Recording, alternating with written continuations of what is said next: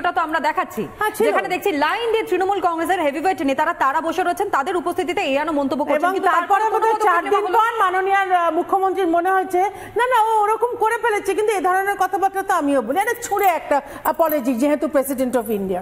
আমি আরেকটু বলি, আজকে যে ছোট মেয়েরা মানে রিয়েলি ইয়াং একটা রেঞ্জের অফিসার, তার কথাবার্তা তার চেহারা দেখেই মনে হচ্ছে অত্যন্ত বাচ্চা মেয়ে, সে সবে বোধহয় কাজ শুরু করেছে সরকারি দপ্তরে এবং সে কাজের কাজ করেছিল। পুরো ঘটনাটা আমি জানি না শাবনাম জানে কিনা, তাজপুরে বিচ রিসর্টের বিচের কাছে ওর কেউ বোধহয় কিছু লোক ইললিগাল দোকানপাট খুলে বসেছিল, যেহেতু বর্ষাকাল সমুদ্র এগিয়ে এসছে, তার দোকানপাট পত্রপাট সে গুছিয়ে আরও কিছুটা গাছ কেটে সে ওখানে মানে ওখানে ব্যবসা লাগাতে গেছিল। এই মহিলা মনীষা বোধহয় খুব সম্ভবত ওর নাম, মনীষা শ, ও ওইটাতে প্রোটেস্ট করেছে এবং রাত্রিরে রেড করেছে। অখিলগিরি হামলে পড়ে সেখানে গিয়ে বলছে রাত্রিরে কেন ডিউটি করেছো। এবং কালকে তোমাদের আমি শো করছিলাম সন্ধ্যেবেলা, যিনি তৃণমূলের কণ্ঠীপন্থী যাই ছিলেন উনি বলে রাত্রিরে কেন গেছে। আরে একজন ডিউটি অফিসে সে ডিউটি করছে, রাত্রিরে শিফট তোমরা করো না মেয়েরা। এবং সে রেড করেছে বলে গাত্রদাহ হয়ে গেল। কাজটা হয়েছে জবরদখলকারীদের উচ্ছেদ করতে হবে, এই বার্তা কে দিয়েছিলেন? মুখ্যমন্ত্রী দিয়েছে। এখানে আরেকটা অ্যাঙ্গেল আছে, এত গাত্রদাহ অখিলগিরির হচ্ছে কেন? তাহলে কি এখানে টাকার লেনদেন আছে? এখানে কি উনি তোলাবাজি করছেন? তোলাবাজি করতে অসুবিধা হবে? উনি জানোয়ার বললেন, উনি মেয়েটাকে ছোট বাচ্চা মেয়ে তাকে থ্রেট করলেন যে এরা যারা আছে তাদের আমি দেখবো, তুমি কি করে বাড়ি ফেরো। এটা কি ধরনের থ্রেট হচ্ছে? এবং তিনি যেরকম ভাষা ব্যবহার করেছেন, আমি ভাষা রিপিট পর্যন্ত করতে চাই না, তার আয়ু ঠিক করে দিচ্ছে 7 দিন থেকে 10 দিনের মধ্যে। মানে কি হবে? ডিউটি ট্রান্সফার করে দেবে, অন্য জায়গায় অ্যালোকেট করবে। একজন মন্ত্রী, সে জনপ্রতিনিধি, তার সাঙ্গপাঙ্গরা বলছে যে না না আপনি জানেন কার টাকায় আপনার মাইনে হয়? জনতার টাকায় এই সমস্ত গভর্নমেন্ট অফিসিয়ালদের মাইনে হয়। এটা কোনো অজানা কথা নয়। মন্ত্রী কি করছে? তার মধ্যে মন্ত্রী কি করে এই ধরনের কথা বলে? আর সে মন্ত্রী রয়েই গেছে। এত বড় কথা রাষ্ট্রপতিকে বলা কেন তার বিরুদ্ধে কোথায় সমস্যা রয়েছে, কোথায় ভয় রয়েছে, যে কারণের জন্য এখনো পর্যন্ত কোন রকমের কোনো কঠোর পদক্ষেপ তার বিরুদ্ধে নেওয়া হলো না? যেখানে আমরা দেখতে পেলাম দিনের পর দিন তিনি যেভাবে, শুধুমাত্র যে গতকালে ঘটনা ঘটেছে তা নয়, এর আগেও আমরা বারংবার দেখিয়েছি যখন অখিলগিরি তিনি মাননীয় রাষ্ট্রপতিকে অপমান করেছেন, কদর্য ভাষায় আক্রমণ করেছেন, কিন্তু তারপরেও তার বিরুদ্ধে দল কি সেই রকম ভাবে কোনো কড়া পদক্ষেপ নিয়েছে? কেন না? দেবাশিস বাবু আমাদের সঙ্গে রয়েছেন, একটু দেবাশিস বাবুর কাছে যাওয়ার চেষ্টা করবো, শতরূপাতে আসবো, কিন্তু দেবাশিস বাবুর কাছে যাই একবার। দেবাশিস বাবু, বিভিন্ন সময় যখন অভিযোগগুলো সামনে আসে, সেটা তোলাবাজি হোক, সেটা দালালি হোক, সেটা চুরি হোক, রাজানি হোক, এমনকি আন্দোলন হোক, প্রতিবাদ হোক, তখনই এমনকি শিল্প নিয়েও যখন প্রশ্ন ওঠে, বেকারত্ব নিয়ে প্রশ্ন ওঠে, কর্মসংস্থান নিয়ে, কৃষি নিয়ে প্রশ্ন ওঠে, তখন বারংবার তৃণমূল কংগ্রেস বা শাসক দলের পক্ষ থেকে বলা হয় 34 বছরের বাম শাসনে কি হয়েছে। আজকের এই দিনে দাঁড়িয়ে 34 বছরের বাম শাসনের ইতিহাসটা আপনার কাছে একটু জানবো, যে সেই সময় কি এইরকম কোন নেতা তারা মহিলাদের এইরকম ভাবে প্রকাশ্যে অপমান করেছেন এবং আপনারা কি তাদের বিরুদ্ধে কোনো ব্যবস্থা নেননি? না, 34 বছরের বাম শাসনে কি হয়েছে আমরা এখানে যারা বসে আছি তারা সকলেই দেখেছি এবং জেনেছি।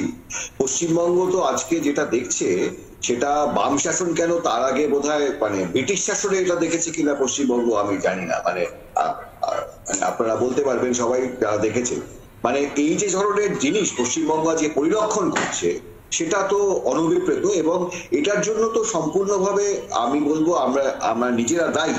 কারণ আমরা যদি বারবার এই ধরনের কীট পতঙ্গদের দিয়ে মানে রাজ্যের রাজনীতিতে নিয়ে আসি এবং তাদের নেতা বানাই এবং তাদের মন্ত্রী বানাই, তাহলে তো এই জিনিসগুলো হবে। এটা আমি বহুবার বহু সময় বলেছি যে এই ধরনের দুষ্কৃতি দিয়ে তৈরি দলটা যদি আজকে ক্ষমতায় থাকে তাহলে তো মানুষকে এটাই ভোগ করতে হবে।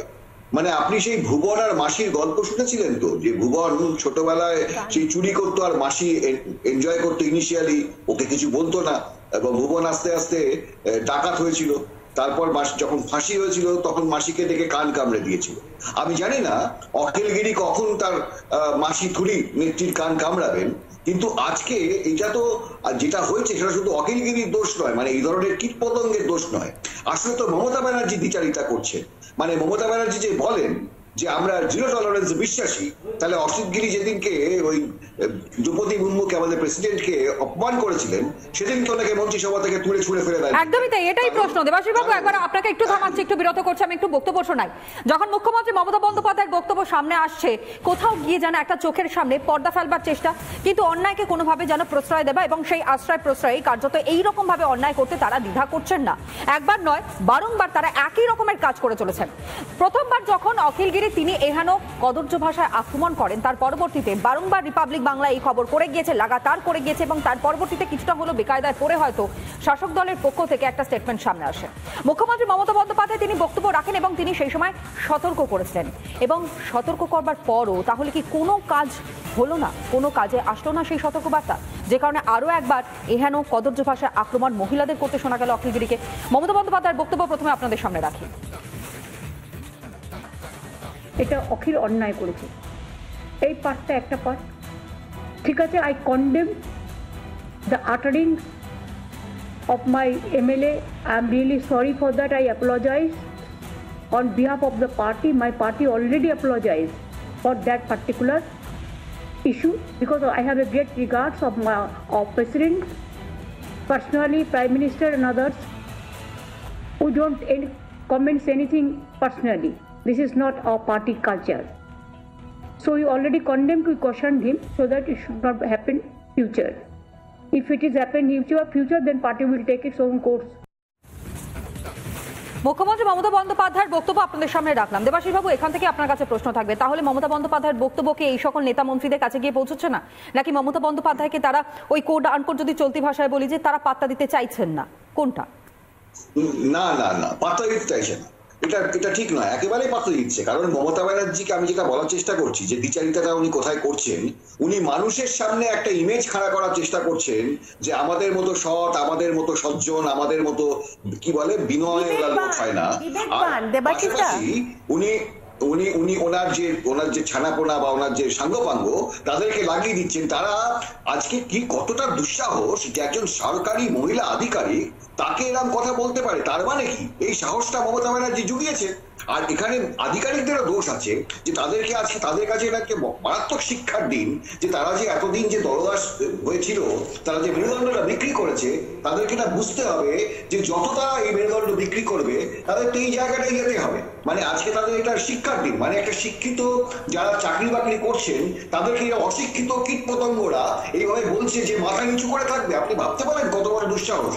মানে এখানেই আপনি যে বলছিলেন না 34 বছরের বাম শাসন, যে আমরা শুধু বাম শাসনে না, আমরা বিধান রায়ের মতো মুখ্যমন্ত্রী দেখেছি, আমরা জ্যোতিবাংশুর মতো মুখ্যমন্ত্রী দেখেছি, আমরা বুদ্ধদেব ভট্টাচার্যের মতো মুখ্যমন্ত্রী দেখেছি, আর আজকে আমরা আরেক